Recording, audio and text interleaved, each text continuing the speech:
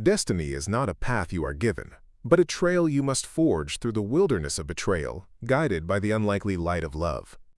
The Nevada sun was a merciless hammer, beating down on the shimmering valley.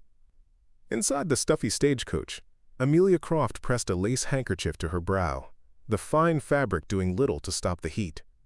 She was traveling to the town of Silver Creek, to a future arranged by her father, Colonel Sterling Croft. Her intended, Captain Alistair Reed, was a man she knew only from a faded photograph and his formidable reputation.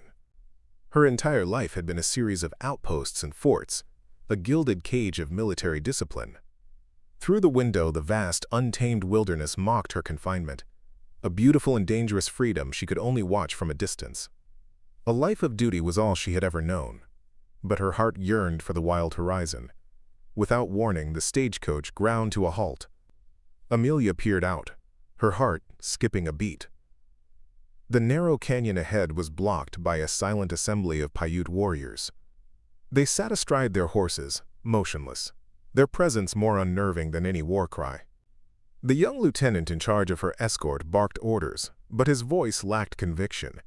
His men moved with a strange lethargy. Amelia noticed the lieutenant's hand trembling as it rested near his sidearm. It was not the fear of a fight, but the anxiety of a man caught in a lie. The lead warrior raised a hand, and from the rocks small feathered darts flew through the air. The soldiers slumped in their saddles, overcome not by injury but by a sudden, unnatural sleep. This was not an attack. It was a transaction. Amelia watched in stunned silence as the soldiers fell, one by one, into a deep slumber. The canvas flap of the stagecoach was pulled aside, and she found herself looking into a pair of dark, unreadable eyes. The warrior before her was tall and moved with a quiet confidence that was both intimidating and captivating. He did not speak, but simply held out his hand, a clear command for her to exit the coach. His expression held no malice, only a profound and weary resolve. She knew then that her escort was a sham, a carefully staged piece of theater designed to deliver her into these hands. The true danger was not the men who stood before her, but the ones who had promised to protect her. As Amelia stepped onto the dusty ground, her gaze fell upon the lieutenant, now awake and on his feet. He nervously handed a small, heavy pouch of gold to the warrior who had summoned her. The clink of the coins was the sound of betrayal, sharp and final. Rage, cold and pure, surged through her. "My father will hunt you down. He will make you pay for this," she cried, her voice shaking. The warrior, who she would come to know as Kalen, finally looked at her, his gaze piercing.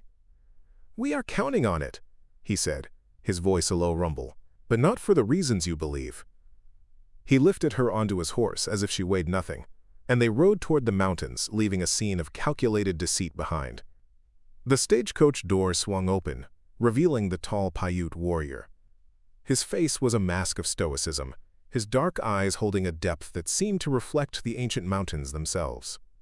He was Kalen, a name spoken in hushed tones around fort campfires, not for cruelty, but for a sharp intelligence that always kept him one step ahead of his pursuers. He gestured for Amelia to step out. As she did, her fine leather shoes sinking into the ochre dust, the scene of betrayal unfolded. She saw her escort's lieutenant hand Kalen a pouch that jingled with the weight of gold coins. It was a cold, hard confirmation of her deepest fears. Her protection had been a lie, sold for a handful of gold. A fire ignited in Amelia's chest.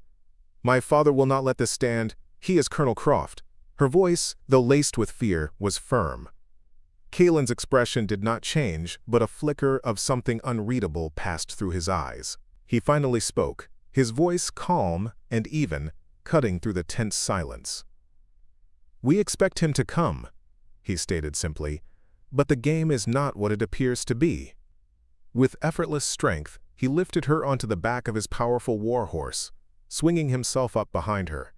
His proximity was unsettling, a mix of raw power and a surprising gentleness in his hold.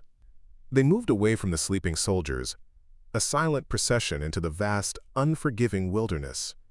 As they rode, the world Amelia knew dissolved behind her. The familiar sounds of the fort were replaced by the cry of a hawk and the whisper of the wind through the sagebrush. She felt like a pawn on a chessboard, moved by unseen hands in a game whose rules were a mystery. Kalen said little, his silence a heavy blanket. He was not a brute. He was a guardian, a captor, a puzzle she could not begin to solve. She stole glances at his profile, strong and severe against the setting sun. Who was this man? And what did he truly want from her? The fear that had initially gripped her began to transform into a burning curiosity. She was a prisoner, yes, but she was also a witness to something far greater than a simple kidnapping. That night, they made a small, smokeless fire in a sheltered cove. Kalen handed her a piece of dried meat and a waterskin. He sat across the small flames, his gaze distant as he watched the stars appear in the indigo sky. "Why?" Amelia asked, her voice barely a whisper. "Why all this deception?" Kalen looked at her, and for the first time, she saw a hint of sorrow in his eyes.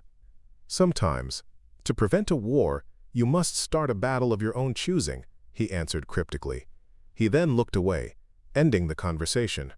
His words offered no comfort, only deepening the mystery and cementing the terrifying truth that she was caught in the middle of a conflict far more complex than she could ever have imagined. For 3 days they journeyed through a labyrinth of canyons and hidden trails, a land so wild it seemed untouched by time. Amelia, though exhausted, refused to show weakness. She watched Kalen, noting the way he read the land like a book, his movements economical and precise. He remained a mystery, providing for her needs but keeping an emotional distance. When they finally arrived at the Paiute encampment, a hidden sanctuary of leather lodges nestled in a green valley, her presence was met with a wall of silent hostility. The glares of the women and the fearful whispers of the children were sharp as daggers. To them, she was the daughter of the man who had driven them from their ancestral lands. Kalen led her through the camp, seemingly oblivious to the animosity. He stopped before a lodge that was slightly larger than the others, from which emanated the faint, sweet scent of burning herbs. An old woman with a face like a beautiful, weathered map, and eyes that held the wisdom of generations emerged. She was Nokomis, the tribe's healer and spiritual guide. She studied Amelia with a long, penetrating gaze that seemed to peel back every layer of her soul. "You do not have your father's eyes," Nokomis said, her voice like the rustle of dry leaves. "There is warmth in you, not ice." She then declared that Amelia would stay with her, under her protection and care. As Amelia entered the cool, dim interior of the lodge, she noticed another warrior watching them from the shadows. He was powerfully built, his face a mask of resentment. His eyes, fixed on Kalen, burned with a bitter jealousy. Nokomis seemed to notice Amelia's unease. "That is Gideon," she said quietly. "His ambition is a fire that threatens to consume him, and all of us with him." Amelia felt a chill run down her spine. This was not just about the conflict between her people and Kalen's. There was a dangerous power struggle happening within the tribe itself, and she was now standing directly in the center of it. Her kidnapping was a move in this treacherous game. Later that evening, as Nokomis prepared a poultice of crushed leaves and river clay, she spoke to Amelia in a low, serious tone. "Kalen did not steal you for ransom," she explained. "He rescued you." She revealed that Gideon, desperate for power, had made a secret pact with an outsider, a traitor who promised him weapons in exchange for the colonel's daughter. Gideon's plan was to use Amelia as bait, to lure her father into a trap. Kalen had intervened to prevent this, taking control of the situation himself. "He walks a dangerous path," Nokomis concluded, her gaze heavy. "He seeks to protect his people from Gideon's greed, but now he is caught between 2 worlds." In the sanctuary of Nokomis's lodge, the horrifying truth of Amelia's situation began to unravel. This was not an act of war, it was a conspiracy born of greed. Nokomis explained that Gideon's ambition had led him to make a deal with a treacherous traitor. The plan was simple and brutal. Gideon would deliver Amelia, the traitor would supply modern rifles, and together they would ambush Colonel Croft when he arrived with the ransom. Gideon would then use his new power to usurp leadership, blaming the entire affair on Kalen. Kalen, having discovered the plot, had no choice but to stage his own abduction of Amelia to prevent a massacre and expose the traitors in his midst. Amelia listened, her blood running cold. She was a pawn, her life a bargaining chip in a deadly game. But the most shocking revelation was yet to come. As Nokomis described the mysterious traitor, she mentioned a distinctive mark. "He carries the scar of a coiled serpent on his left palm," the old woman said. Amelia's breath caught in her throat. She remembered a formal dinner at the fort. A fleeting moment when her fiancé, Captain Alistair Reed, had removed a glove to accept a drink. On his left palm she had seen the ugly coiled shape of a serpent, a scar from a childhood accident he had claimed. The man behind this treachery was the man she was supposed to marry. The realization hit her with the force of a physical blow. Alistair did not want a wife. He wanted an inheritance. His plan was diabolical in its cruelty. He would orchestrate her kidnapping, then position himself to be her heroic rescuer. After gaining her father's complete trust and gratitude, he would arrange an accident for the colonel, leaving him in control of the Croft fortune and influence. Her heart ached with the sting of betrayal, a pain far sharper than any fear she had felt. She was utterly alone, surrounded by enemies on all sides. Her only potential ally, the very man who held her captive. She looked at Kalen with new eyes, seeing not a captor, but a fellow player in a deadly game. Amelia shared her discovery with Nokomis, her voice barely a whisper. The old woman's eyes narrowed, a deep understanding dawning on her face. "The serpent sheds its skin, but it is always a serpent," she murmured. "This changes everything. Your fiancé and Gideon are two heads of the same beast." The danger had now multiplied. It was not just about escaping. It was about surviving a plot so twisted that it threatened to destroy everyone involved. Amelia felt a new resolve hardening within her. She would not be a helpless pawn. She would find a way to fight back, to unmask the real savages in this story, even if it was the last thing she ever did. The truth spread through the camp like a poison, whispered from lodge to lodge. Gideon, cornered and desperate, decided his only move was to attack.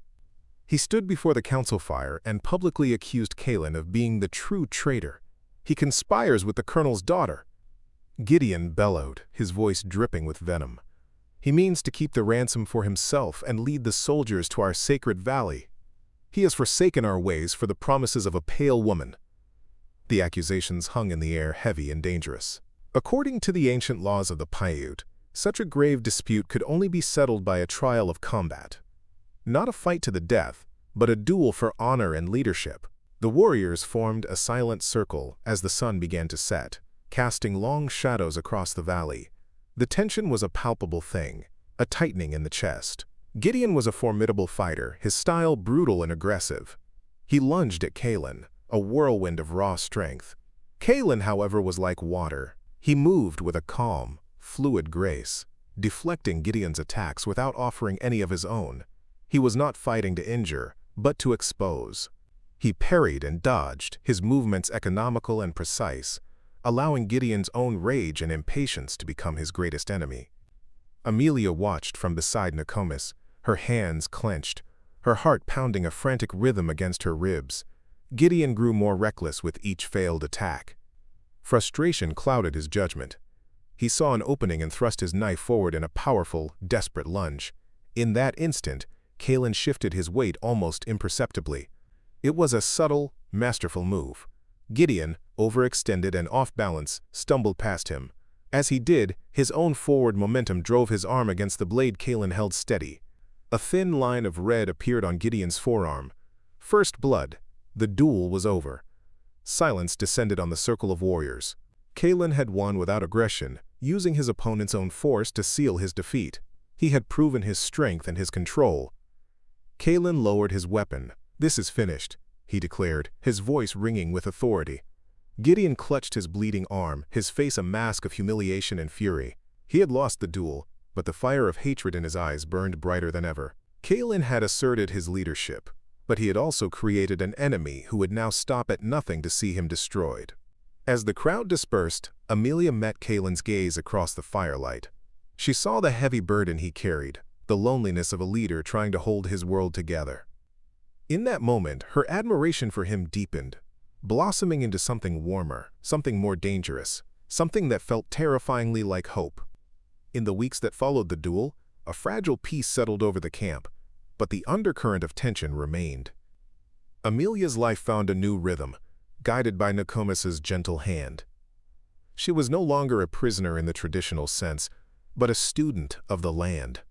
She learned which roots healed and which could harm, how to read the clouds for signs of rain, and how to move through the forest without a sound. The daily labor was hard, turning her soft hands calloused and strong. The Paiute women, who had once viewed her with suspicion, began to see her resilience. They saw that she did not look down on their ways, but embraced them with a quiet respect, and their hostility slowly softened into a cautious acceptance. The wall of silence between Amelia and Kaylin began to crumble, replaced by a bridge of shared moments. In the quiet evenings, they would often sit by Nokomis's fire, speaking of their different worlds. He told her stories of the stars, myths passed down through generations. She, in turn, described the vast oceans and sprawling cities she had only read about in books. They discovered a common ground in their shared sense of duty and the loneliness that came with it. He saw beyond the colonel's daughter to the strong, intelligent woman beneath. She saw past the stoic warrior to the thoughtful leader who carried the weight of his people on his shoulders. One afternoon, they walked along a creek that shimmered like a silver ribbon through the valley. Kaylin spoke of his past, of the wife and son he had lost not to war, but to a fever that had swept through the camp years ago, a sickness brought by traitors.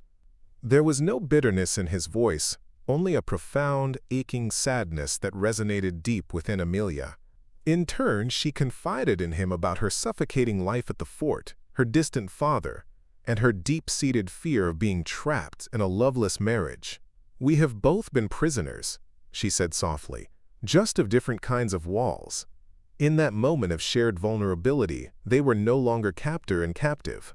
Kaylin stopped and turned to her, his dark eyes searching her face. He reached out and gently brushed a stray strand of hair from her cheek. His touch was tentative, yet it sent a jolt of warmth through her that had nothing to do with the afternoon sun. It was a simple, unguarded gesture, but it spoke volumes. It was an acknowledgement of the bond that had grown between them, a fragile connection forged in the crucible of danger and deceit. Amelia's heart fluttered. She knew this path was perilous, a crossing of worlds that could lead to disaster, but standing there, by the quiet creek, she felt more at home than she ever had within the stone walls of her father's fort. Defeated in the duel but not in spirit, Gideon's resentment festered into a venomous obsession. He could not challenge Kaylin with honor, so he chose the path of a coward. Under the cloak of a moonless night, he dispatched his most trusted follower, a wiry warrior named Makia, with a secret message. The message was for Captain Alistair Reed. In it, Gideon painted a lurid picture of betrayal, claiming Kaylin and Amelia had become lovers and were plotting to steal the ransom money and disappear together. He revealed the camp's hidden location and urged Alistair to bring his mercenaries to administer justice and reclaim his bride, promising to aid the attack from within. Unaware of the serpent's new plot, the bond between Amelia and Kaylin deepened with each passing day. The world outside their hidden valley seemed to fade away.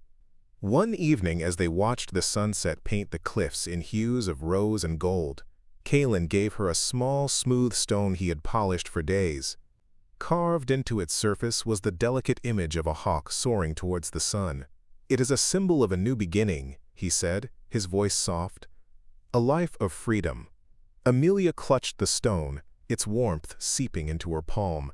It was more precious than any diamond, a token of a future she had never dared to dream of. The thought of returning to Alistair was now a physical pain. She looked up at Kaylin, the firelight dancing in his dark eyes, and saw her own feelings reflected there. The admiration had become affection. The affection had blossomed into love, a love as wild and powerful as the land itself. It was impossible, forbidden, a love that defied every law of the world she had known. But it was also the most real and true thing she had ever felt. She knew that her father, the fort, and the entire life she was born into would never accept it. Yet, in her heart, she had already made her choice. She would rather face any danger with Kaylin than live a single day in the gilded cage Alistair had prepared for her. But the shadow of Gideon's treachery was already stretching towards them. Makia, riding hard through the night, reached the outskirts of Silver Creek and delivered the message to one of Alistair's waiting scouts. The captain read Gideon's words with a cruel smile. The plan was perfect. He would let the soldiers and the Paiute weaken each other, then he would ride in as the hero, eliminate Kaelin, and silence anyone who knew the truth. As Amelia and Kaelin shared a moment of quiet peace in their mountain sanctuary, the forces of greed and vengeance were already converging, ready to shatter their fragile world. The calm was just a prelude to the coming storm. The tranquility of the valley was shattered by the frantic return of a scout. His horse was lathered, his eyes wide with alarm. He brought news that sent a shockwave through the camp. Two separate parties were approaching. From the east, a column of cavalry, flying the banner of Colonel Croft, was methodically tracking them. From the south, a rough-looking band of mercenaries, led by the unmistakable figure of Captain Alistair Reed, was moving much faster, guided by one of Gideon's own men. Kaelin's face hardened as he pieced together the treachery. It was a pincer movement, a trap designed by Alistair to create maximum chaos and leave him as the sole victor. There was no time for a council, no time for debate. The enemy was at their doorstep. Survival depended on immediate action. "We must flee," Kaelin said to Amelia, his voice grim. "The trap is not just for me. It is for your father as well. Alistair wants you both gone." As he spoke, Nokomis emerged from her lodge. Her calm demeanor was a steadying presence in the rising panic. She had already prepared 2 swift mustangs, their backs laden with supplies. She pressed a deerskin bundle into Amelia's hands. "A map to the trading post of Elias Thorne," she said. "He is an honest man. The herbs will help with injuries. Go now. The spirits will guide your path." As they prepared to leave, they were confronted by Gideon, his face a mask of triumphant malice. "Running, Kaelin?" he sneered. "You bring this destruction upon us, and now you flee like a coward." Kaelin looked at him not with anger but with a profound pity. "You have traded the lives of your people for a handful of rifles and empty promises, Gideon. You are the one who has brought ruin to this valley." He turned his back on the traitor, a final act of dismissal. He helped Amelia onto her horse, his touch firm and reassuring despite the immense danger they faced. The fate of his people now rested on the outcome of this desperate flight. Under the faint light of a crescent moon, they slipped out of the camp, 2 shadows moving against the dark canvas of the mountains. The sounds of the panicked camp faded behind them, replaced by the thrumming of their horses, hooves, and the frantic beating of their own hearts. They were fugitives, hunted by 2 armies and betrayed by one of their own. Amelia held the deerskin bundle tightly, the map to a man named Elias Thorne, their only hope. She looked at Kaelin, riding beside her, his silhouette strong and defiant against the skyline. She did not know what the dawn would bring, but she knew she would face it with him. Their journey for survival had begun. Their flight was a desperate race against time. They pushed their horses to their limits, navigating treacherous terrain in the dark. But Alistair's mercenaries, guided by Gideon's man, knew the mountains almost as well as Kaelin.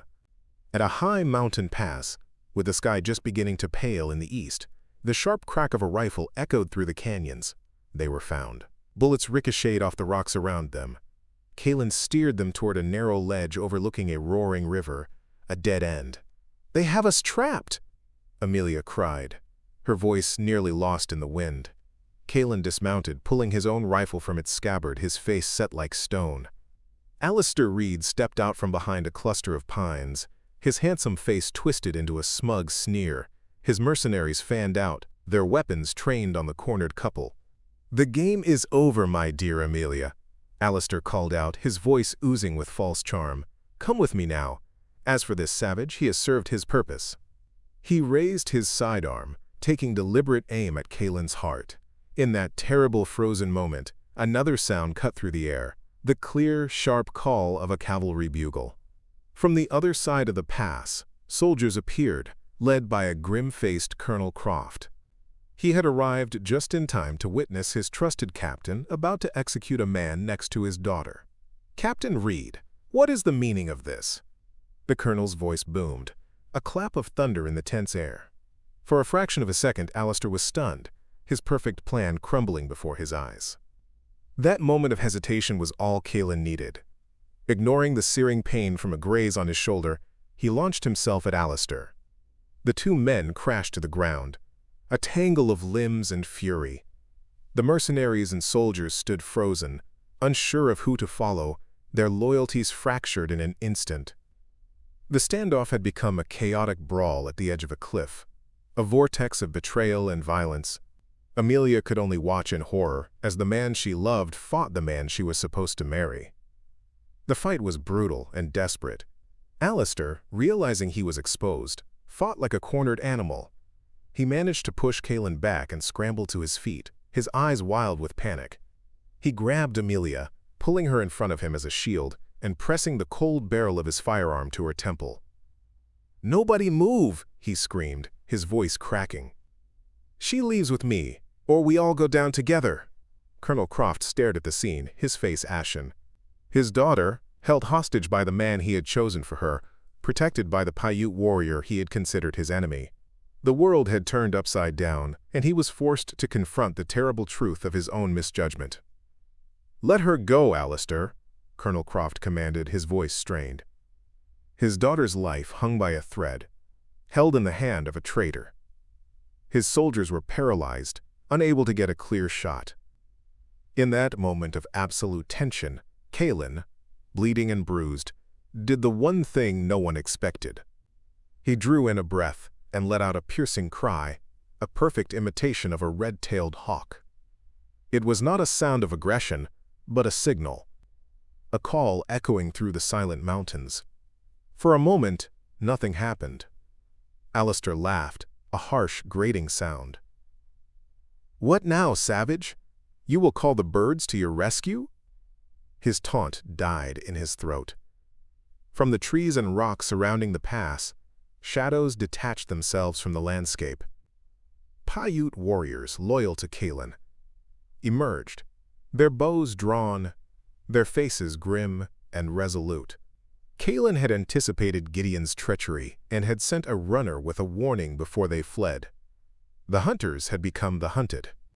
Alistair's mercenaries looked around, suddenly outnumbered and outmaneuvered. Panic flared in Alistair's eyes. His gaze shifted for a fatal second, and Amelia reacted. With all her strength, she drove her elbow back into his ribs. He grunted in pain, his grip loosening just enough for her to break free. In the same motion, Kalen surged forward, disarming Alistair and sending him sprawling to the ground. The traitor was captured. The mercenaries surrendered.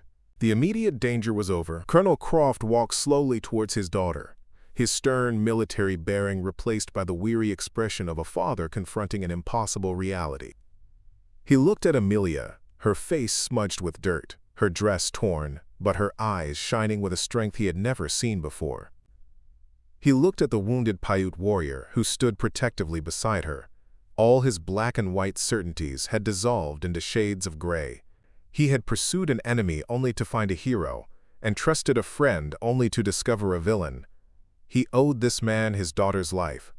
The colonel made his decision. He turned to his sergeant, his voice regaining its command. "Captain Reed is a traitor. Take him and his men into custody. As for my daughter—" He paused, his gaze lingering on Amelia and Kalen. Miss Croft was tragically lost in the initial ambush. Her trail vanished at the river. We found no survivors. That will be my official report. He looked directly at Amelia. A lifetime of unspoken words passing between them. It was his final gift to her. A new life, a chance for the freedom he had always denied her. Without another word, he turned his men and marched away. Amelia and Kalen, free at last, made their way to Elias Thorne's outpost, their future an unwritten page in the heart of the Wild West.